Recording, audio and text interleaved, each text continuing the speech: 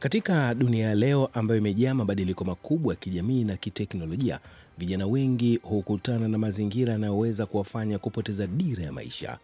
Ndipo nafasi ya viongozi wa dini inapokuwa muhimu sana, kwa sababu wao wamekuwa taa inayowaongoza vijana kuelekea maisha yenye maadili mema.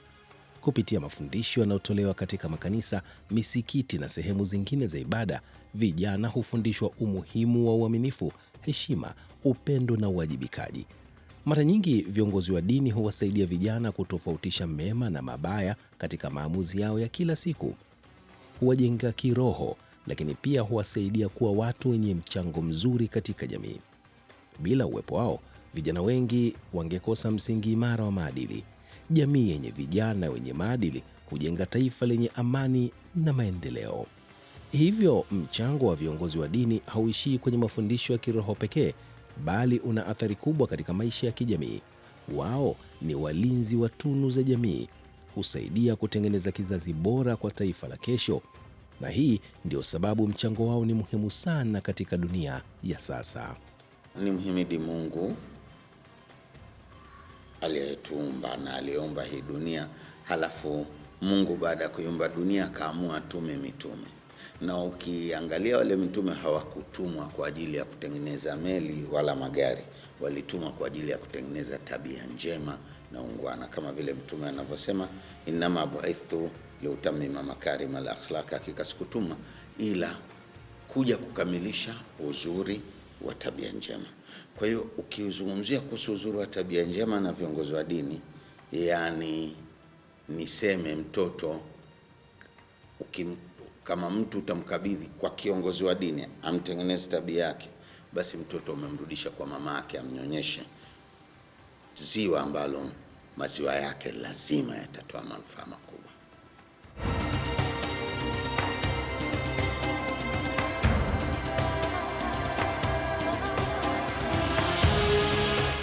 Unadhani ni changamoto zipi kubwa ambazo viongozi wa dini wanakutana nazo wanapojaribu kuwafundisha vijana maadili mema katika dunia ya sasa? Kadiri dunia inavyoendelea kubadilika, kazi ya kuwafundisha vijana maadili imekuwa ngumu zaidi kuliko zamani. Vijana wengi hutumia muda mwingi kwenye simu zao kuliko kusikiliza mafundisho kutoka kwa wazazi au hata viongozi wa dini. Pia, baadhi ya familia zimepunguza ushirikiano katika malezi na kuwaachia viongozi wa dini wabebe jukumu peke yao. Kuna changamoto ya vijana kuona maadili kama kitu cha zamani kisichoendana na maisha ya kisasa. Utandawazi umeleta tamaduni nyingi ambazo wakati mwingine hupingana na maadili ya jamii. Shinikizo la marafiki pia huwafanya vijana kupuuza mafundisho wanayopewa. Katika mazingira haya, viongozi wa dini hulazimika kupambana na vyanzo vingi vya ushawishi hasi. Changamoto hizi zinahitaji njia mpya za malezi na mawasiliano. Sababu kubwa ni utandawazi. Hii mitandao ya kijamii inatoa msaada mkubwa katika maendeleo na inatoa msaada mkubwa katika uharibifu. Vijana wengi wanapotea kwa kuiga. Kama nilivyosema, wameweka akili zao pembeni. Wanakwenda na zile nuru mbili, mianga miwili, mwanga wa hisia, nafsi inataka nini, mwili unataka nini, lakini utashi wa jamii ambayo inawazunguka. Kwa hiyo mtu akiona kitu kwenye mitandao, yeye anakichukua na kukifanyia kazi bila ya kutazama mwisho wake kutakuwa kunamletea nini. Hiyo ndiyo sababu kubwa kiasi ambacho wametia pamba katika masikio yao. Hawasikii kabisa miongozo ya walimu zao na viongozi wa dini. Naam. Katika jitihada za kuwafikia vijana wa kizazi cha sasa, viongozi wengi wa dini wameanza kubadilisha namna wanavyowasiliana na jamii. Mbali na mahubiri ya kawaida katika nyumba za ibada, sasa hutumia semina, mikutano ya vijana, makongamano na hata mitandao ya kijamii kufikisha ujumbe wao. Wengine wameanzisha vikundi vya ushauri, michezo na shughuli za kijamii ili kuwavuta vijana karibu zaidi. Kupitia njia hizi, vijana hupata nafasi ya kuuliza maswali na kuelewa changamoto za maisha yao. Hata hivyo, dunia ya sasa inabadilika kwa kasi kubwa sana, kiasi kwamba baadhi ya mbinu hizi zinaanza kupoteza nguvu. Vijana wengi wanahitaji mawasiliano ya karibu zaidi yanayoendana na mazingira wanayoishi. Lugha inayotumika pia inahitaji kueleweka kwa kizazi cha sasa. Baadhi ya viongozi bado wanatumia njia za zamani ambazo haziwavutii vijana wengi. Hii inaonyesha kuwa mbinu zilizopo zina mchango, lakini bado zinahitaji maboresho makubwa. Kubadilika ni muhimu ili ujumbe wa maadili uendelee kuwafikia vijana. Bila kufanya hivyo, pengo kati ya viongozi na vijana litaongezeka. Changamoto ambazo tunazipata viongozi wa dini ni kutokuwa na muda wa kutosha kuwafundisha hawa watoto. Na kwa mfano tuna hutuba za Ijumaa, lakini ni muda mfupi sana wa hutuba ya Ijumaa, haiwezi kumtengeneza mtu moja kwa moja, hasa ukilinganisha na yale yanayobomoa.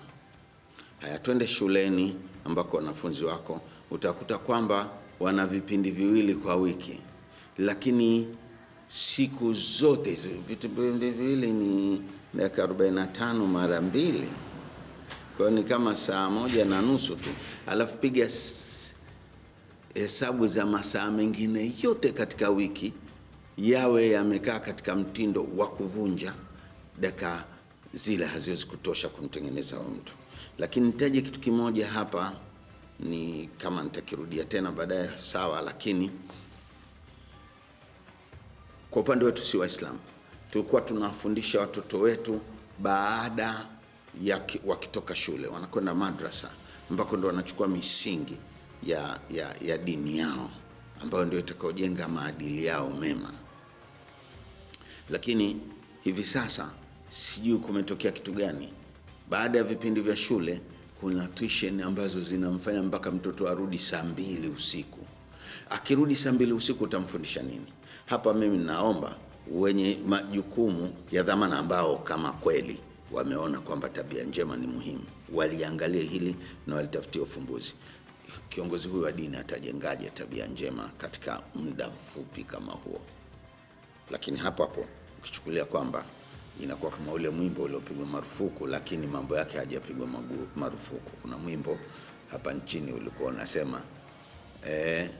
unasema bomoa tutajenga kesho, ukapigwa marufuku, lakini utendaji kazi wake haujapigwa marufuku, umepigwa mwimbo tu. Huyu mtoto tutamtengeneza vipi? Katika jamii ya sasa kuna hali inayowashangaza wengi, ambapo licha ya uwepo wa viongozi wa dini wanaofundisha kila siku, bado baadhi ya vijana wanaendelea kupuuza maadili mema. Sababu moja kubwa ni ushawishi mkubwa kutoka katika mazingira wanayoishi kila siku. Vijana wengi huathiriwa na marafiki, wanamuziki, waigizaji na watu maarufu wanaowafuata kwenye mitandao ya kijamii. Mara nyingi wanajifunza kuiga maisha wanayoyaona kuliko kusikiliza mafundisho ya viongozi wao wa dini. Pia baadhi yao hukosa malezi bora nyumbani, jambo linalofanya mafundisho ya dini yasipate nafasi ya kuota mizizi. Kuna vijana wanaoona mafanikio ya haraka kuwa ni muhimu zaidi kuliko kuzingatia maadili. Wengine huamini uhuru wa kisasa unawaruhusu kufanya chochote wanachotaka. Baadhi hupoteza imani wanapoona watu wazima kutotenda kile wanachokihubiri. Katika hali hiyo, ujumbe wa maadili hupungua nguvu yake. Hii inaonyesha kuwa tatizo sio kukosekana kwa viongozi wa dini, bali mazingira yanayowazunguka vijana, na ndiyo maana malezi ya vijana yanahitaji juhudi za pamoja kutoka jamii nzima. Nakumbuka maneno ya mwanachuoni au sahaba Abdullah bin Abbas, alikuwa anasema wakati uliopita, kana an-nasu yata'allamuna al-adaba qabla al-ilmi. Zamani watu walikuwa kwanza wakijifundisha maadili kabla ya elimu. Hii ni kuonesha kwamba mtu alikuwa na finywanga namna gani aishi, namna gani awe msikivu na mtiifu katika jamii yake, ikiwa akianza kwa wazee wake, wazazi wake na jamii na mzunguko kwa ujumla wake. Baadaye akisoma, ile elimu inamsaidia namna kuishi na jamii. Kwa hiyo tunawasisitiza kwamba yani changamoto ambayo tunakutana nayo, vijana hawa wamesoma kweli, lakini ile adabu au maadili hawana nayo, kwa kuamini kwamba ile elimu yao ndiyo inakuwa chanzo cha kuwajeulia watu ambao wasiojua na mfano hapo. Mbinu sisi kama viongozi wetu tunayotumia, kwanza kama hivi kupitia vyombo vya habari, kuzungumza na jamii kwamba waishi kidini, waishi kiimani zaidi vijana wetu hawa. Lakini pia njia tunayotumia ni katika misikiti, katika nyumba za ibada, misikitini au makanisani huko, kwenye mimbari za kile Ijumaa inapofika au kila vipindi baada ya swala tunasimama na kuambia wazazi namna gani tuwasimamie watoto wetu, lakini kama vijana watakuwa na swali na tunawaeleza namna gani wajiepushe na mambo ambayo yanaleta uvunjifu wa amani au uvunjifu wa maadili. Kwa njia tunayotumia ni mawaidha, kutumia vyombo vya habari, lakini pia kutumia mimbari, misikiti mbalimbali tuweze kuyazungumzia masuala hayo. Kijana anakuwa katika mazingira matatu makubwa ambayo ni familia, shule na jamii inayomzunguka kila siku. Familia ndiyo mahali pa kwanza ambako mtoto hujifunza tabia za msingi kabla hata ya kwenda shuleni au nyumba ya ibada. Shule humfundisha nidhamu, uwajibikaji na namna ya kuishi na wengine kwa kuheshimiana. Viongozi wa dini kwa upande wao hutoa msingi wa kiroho unaosaidia kujenga dhamira ya kufanya mema. Taasisi hizi tatu zinaposhirikiana, kijana hupata ujumbe mmoja unaomsaidia kuelewa nini ni sahihi na nini si sahihi. Tatizo hutokea pale kila upande unaposhindwa kutekeleza wajibu wake kikamilifu. Familia inapolegea, shule na dini hubaki na mzigo mkubwa zaidi. Ushirikiano huongeza nafasi ya vijana kupata mwongozo unaofanana katika kila eneo la maisha yao. Hii huwasaidia kupunguza tabia hatarishi kama matumizi ya dawa za kulevya, ukosefu wa nidhamu na vurugu. Jamii yenye ushirikiano mzuri hujenga kizazi bora zaidi. Hivyo malezi ya maadili si jukumu la mtu mmoja pekee, ni jukumu la kila taasisi inayomlea kijana. Athiri zaidi kutokana na elimu anazozipata si elimu sahihi katika jamii.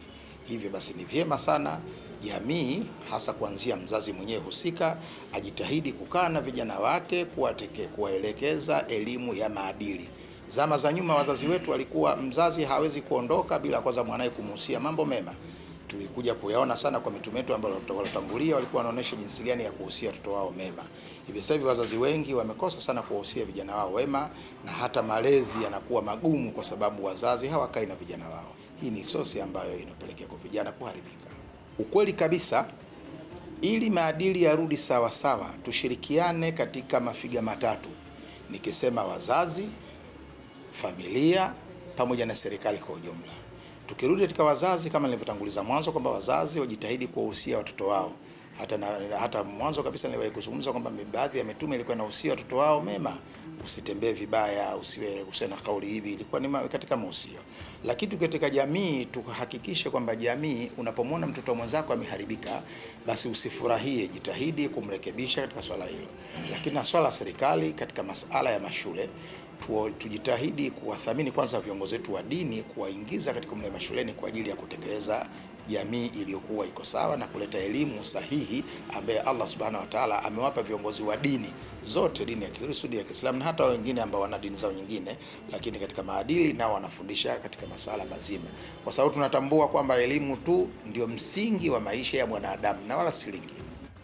Katika historia ya jamii nyingi duniani, viongozi wamekuwa wakipimwa si kwa maneno wanayosema, bali kwa maisha wanayoishi mbele ya watu wanaowaongoza.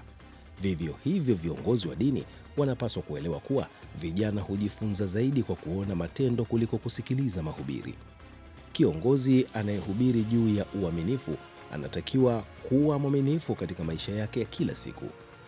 Akizungumza kuhusu upendo, ni lazima aoneshe upendo kwa watu wote bila ubaguzi. Vijana wanaposhuhudia viongozi wao wakifanya yale wanayowafundisha, hujenga imani kubwa kwa ujumbe wanaopewa.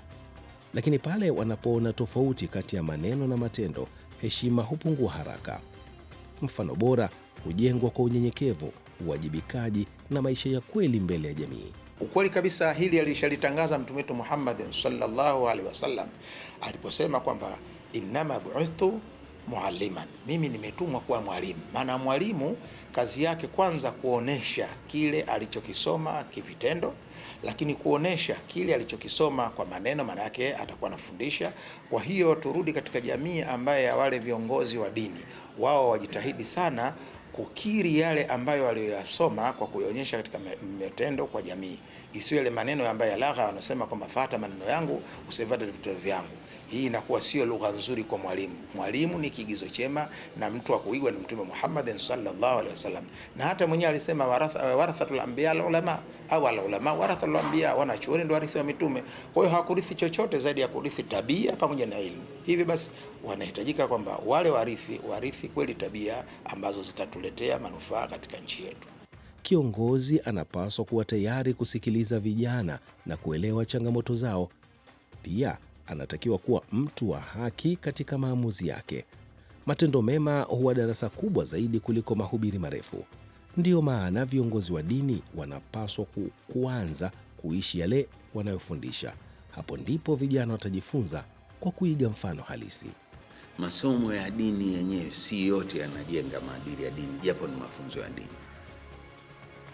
Na kwa bahati mbaya, somo linalohusu uzuri wa tabia njema na namna ya kuzipeleka kwa watu limekuwa likibanwa katika mafunzo.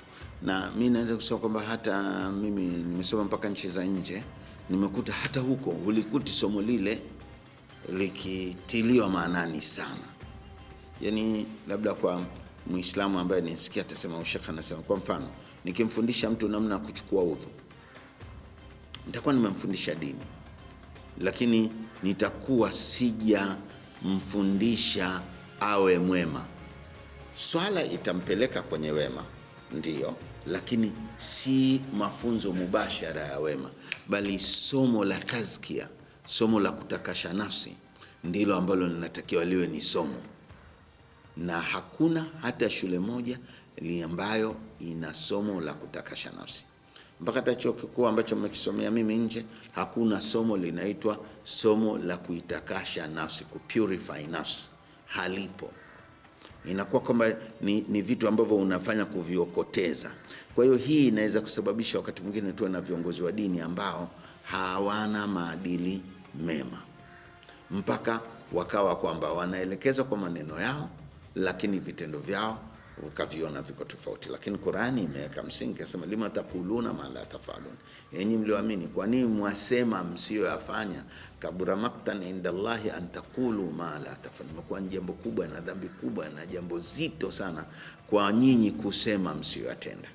Lakini uwezekano wa kuwa kiongozi wa dini, ikiwa uwezekano wa mtu wa kawaida kuwa na tabia njema upo, kwa nini kiongozi wa dini asiwe nao? Lakini tuangalie hata huko kwenye viongozi wa dini wenyewe, hili somo litiliwe maanani zaidi, na leo ndio kila kitu kama ilivyosema penye vitabu. Mtume amesema, mimi tena akasema, akrabun nasi ilayya majlisa yawm alqiyama ahasinukum akhlaq, atakuja kukaa karibu na mimi zaidi siku ya kiyama ni peponi ni yule mwenye tabia nzuri zaidi kuliko yule mwenye tabia mbaya. Tena akasema kwamba sijaona kitu chochote ambacho chamnyanyua mtu, yani ni kizito katika mizani ya matendo kama vile uzuri wa tabia njema. Uzuri wa tabia njema ni mtaji hata huko akhera twendako. Kwa hiyo uwezekano huo upo, na nihimize kwa wahusika wote, of course mimi na mimi pia katika wahusika hao, kwamba tuangalie syllabus zetu. Na mimi kwa upande mwingine naweza kusema kama kitaongezwa muda wa kipindi cha nyongeza kwenye masomo ya shule mfano, basi kiwe kinalenga kwenye tabia njema, uzuri wa tabia njema, na kumjenga mtu aweze kuwa mtu wa Mungu ukweli wa kuwa. Safari ya kujenga taifa lenye maadili bora huanza kwanza ndani ya familia kabla halijafika katika taasisi zingine za jamii. Wazazi ndio walimu wa kwanza wa watoto, kwa sababu wao huwafundisha misingi ya maisha tangu utotoni. Viongozi wa dini kwa upande wao huendeleza malezi yao kwa kutoa mafundisho yanayojenga utu na hofu ya kufanya mabaya. Ushirikiano kati ya wazazi na viongozi wa dini unaweza kuanza kwa mawasiliano ya karibu kuhusu changamoto zinazowakabili vijana. Wanaweza kupanga semina, mikutano na vipindi vya elimu vinavyolenga kuwajenga vijana kimaadili. Bahati nzuri sisi Waislamu tuna kiongozi wetu mkuu wa taifa ni Samaha Mufti na Shekhe mkuu anaitwa Dr. Abubakar Zuberi bin Ali Mbwana. Baada ya kuona jamii na kukwenda siko, akatengeneza kikao maalum, akawaita mashekhe mbalimbali, maimamu mbalimbali, walimu wa madrasa, akatengeneza semina na kuhakikisha sisi sote tumepewa jukumu la kukaa chini na vijana kuwapa elimu, kwa sababu kuna wengine wamepotea, hawana elimu, na hili ndiyo kundi kubwa sana. Kundi la waliokuwa na elimu wanaowapoteza wenzi wao ni wachache, na ni kwa sababu ya tamaa za kimaisha. Sasa hawa wamewavuta vijana ambao hawakupata elimu na kuanza kuwashawishi. Kwa hiyo sisi tumejipanga na kutengeneza mkakati maalum kuhakikisha tunapita mtaa kwa mtaa, nyumba hadi nyumba, familia kwa familia, kutoa miongozo hii ya kuhakikisha tunarudisha maadili kwa jamii, na kimetengenezwa kitengo hasa kinachoitwa Rudisha Maadili kwa Jamii. Naam. Wazazi wanapaswa kuunga mkono yale yanayofundishwa katika nyumba za ibada ili vijana wasipate ujumbe unaokinzana. Pia viongozi wa dini wanaweza kuwashauri wazazi kuhusu mbinu bora za malezi ya kizazi cha sasa. Kwa kufanya kazi pamoja, vijana watajifunza kuwa maadili si jambo la kanisani au msikitini pekee, bali ni sehemu ya maisha ya kila siku. Neno langu kwa kuambia familia na Watanzania kwa ujumla, ikiwepo serikali, ikiwepo mtu mmoja mmoja, ni kuwataka wote waingie katika vita vya kupambana kujenga jamii iliyokuwa sahihi, na hii si kwa ajili ya manufaa ya nchi tu, lakini kwa ajili ya manufaa ya kila mmoja. Kwa mfano, ukiwa na mwanao akawa na tabia njema, atapendwa na watu wote. Mtu mwenye tabia njema anapendwa na watu, na atakuwa ni kiongozi kwa sababu watu watamtanguliza. Hashindani na mtu, ila yeye atapewa nafasi. Unaona, lakini ikiwa kila mmoja kamjenga mwanawe vizuri, basi tutajikuta kwamba nchi nzima tuna watu wazuri. Na nielekeze yale ambayo yamo katika dini, na si vibaya kama si wenyewe Waislamu tunaambia kwamba alhikmatu dhalatul mu'min, neno la hekima ni mali ya mu'min, popote anapolikuta alichukua. Yani kwa maana mimi Muislamu nikiona hata Mhindu ana jambo zuri nilichukue, wala nsione kwamba huyu ni Mhindu. Sawa. Pia kwa ile nilisemalo, basi hata mtu wa dini nyingine, kwanza Muislamu mwenyewe hili ni la kwako liokote, lakini Mtanzania mwingine kama kwako haliko, basi lichukua. Anayetengeneza watu ni Mungu. Mungu ndiye anayewatengeneza watu, na kama alivyosema Mtume kwamba Mwenyezi Mungu kafanya ugavi wa tabia njema baina yenu kama alivyofanya ugavi wa utajiri na umaskini. Kwa hiyo kila Mtanzania na kila mmoja wetu amuombe Mungu kutoka mgongoni kwake au tumboni kwake kutoke mtoto mwenye tabia njema.